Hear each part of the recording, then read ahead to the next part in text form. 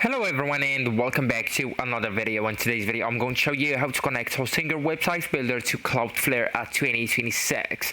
So you can do this in two main ways. First one is through Hostinger's Cloudflare integration, and that's the recommended one, and the second one is a manual Cloudflare setup. So we'll go with the first one.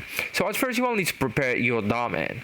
Okay, so before starting, your domain must be active. So actually I want to connect that server, so I will need to have a domain first, right? So and it must be active, as I say, and it should be hosted on Hostinger or connected to Hostinger websites builder, and contain a correct name server that must be accessible. Okay, so if you have a domain, all you need to do is to go to the websites section, websites list, and then you will need to go and click on manage or manage a store. Okay, even you can see a manage website right there.